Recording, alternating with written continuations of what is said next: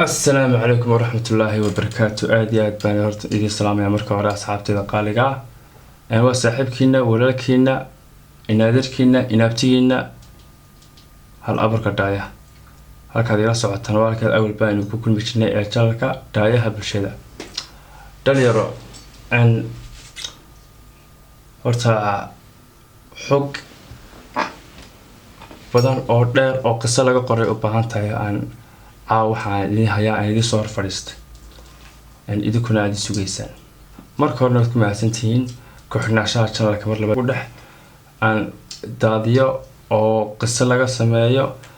wax dhici jiray iyo wax hadeer dhacayo lagu guda jiro iyo wax la sahamin doonaba saddexdaasba wax laga qisoon karaa ama wax laga qori karaa labada shay ee fanka hore uu faa'iido u lahaa waxa la heli jiray hadal ama erayo sarbeeba oo la raadin jiray micnahooga faa'iidada labaad oo ah inuu qofku shakhsiyaadkiisa noqdo shakhsi halka uu ku nool yahay degmo iyo tuulo iyo gobol iyo caasimad waxay doontaan noqotay laga wada yaqaano labada faa'iido ayuu lahaa fankii hore fanaanku inta aanu mashraxa iman ama aanu bulshada wax soo gudbin waxa laga fikri jiray jilaagani ama fanaankani ma yahay fanaan ama jilaa wax gudbin kara ama bedeli kara dareenka ama wax la aaminsan yahay tusaale ahaan haddii aad shay adigu samayso aad shaygaas ugu talagashay inuu bulshada u wanaagsan yahay shaygan adigu samayso marka hore waa inuu adiga ku bedelaa hadduu adigu bedeli waayo taa micnaheedu waxay ka dhigan tahay bulshada aad ku sii wadanayaan waxba ka bedelin oo waqtiga iskaga lumin fankan maanta fan qurux badan buu ahaa fankii hore oo la isku fahmi jiray oo lagu jaan qaadi jiray lagu shiratimi jiray la isku ganaaxi jiray la isku nasteexan jiray la isku ammaani jiray marmar waa isku qaban jiray gudihiisa laakiin soo isku qaban jiray halka seetadu ka laabantay qofku hadalka cad lama siin jirin weli eray ama hadal qaawana fankii hore lagu maaray fankiina dambana aad arkaysaa in maraya tamaandho basal wala socotaa ma filaya kakasi daranka intaasi sare lahayd bee fanka dambe sida loo dilaan ku sheegaya marka hore waxa lagu xusaa oo lagu xasuustaa wixii suuqa yaalay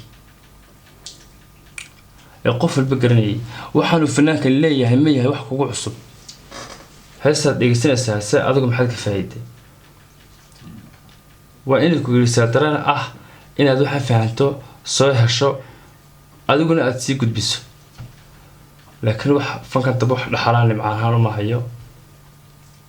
fanaaniinta dhan iskuma jiraan maanta way jirtaa fanaan hees soo qaada bulshada ku xidhan tahay oo heesu mashraxa la yimidee ama uu dhagaha bulshada usoo gudbiyay ay tahay hees la qaadan karo laakiin ma badna group keliya koox isku magacaabay ama shakhsi keliya magac la baxay oo weli fanaan baanahay ma xusi kara fankii hore dhowrka qof ee fanka ku jira wanaagsan ee sida wanaagsan u heesayna waxa ka badan inta sida xun u heesaysa dadkuna waa badanku yar garaawadayaal baa sida oranaysa waxa laga yaabaa in kaatay hees soo baxdo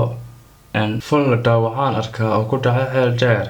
ruux intuu dhawaaqay dhaqan kale ku heesay wuxuu dhahaa ruuxa dhegeystaha dhabada looga beedhaay qofkii yidhi iska dhaaf dhalanteed bana noqotay dhegeystaha baleeg mise dirbaan baan la dhugan oo buul baan la dhisan oo lagu dhibandhigiyo udube ruux dhabtiyo lagu seexin jiray dhabarku markuu dhowrsana jiray hadduu iska dhaafay dhaqankii aniga ku dhasho diyaar waa dhimashada hoos u dhaadhac qof yahow dhegeysta anigana iyo dhegeysto doohanaha u yeedhyeedh daansigii ciyaarta dhaqankeena ku jira dunida loo dhigaayo dambaa looga dhigaa dhacdii qisooyin leh mid kale lama dhuuxo lama saarto dhabarka lagu dhaataa micno laga dhuuxaa dhagaha loogu ridaa dhallaanka soo kacay hadal maan dhammayna dhinac kale aan eege dhagafaarka yaabka waxaan la dheegaagay gabdhaheena dhaqankiyo iska dhaafi xishogo dhaayuhu markay arkeen raab bay dhegeysteen dhalinyartii dhammaantood fanka kuwa dharbaaxay dhulkanay ku nool yihiin sida dhibicda roobka kamay soo dhicin dusheennii waa qaar dhankeenna oo inaga dhigeen ruuxii dhabtiya lagu seexin jiray dhabarku markuu dhowr sano jira hadduu iska dhaafo dhaqankii anigaa ku dhasho diyaar waa dhimashada. Assalaamu calaykum waraxmatullaahi wabarakaatu. aad iyo aad u mahadsantahay guys. mar walbana dee waxaan usoo gudbinaa ama waxaanu kasoo fiirsanay oonu kasoo fikirnay marka ha dareen inaanu soo kacarno halka soo fadhiisano mahmuudi waxaan waqti baanu gelinay waxaan u baahannahay inaad adiguna waqti geliso ka kuwaag jooga iyo ka kusugaya iyo ka ku socotana waqti geliya. aad iyo aad baan idin salaamayaa dhammaantiin guys. waxaan leeyahay assalaamu calaykum waraxmatullaahi wabarakaatu.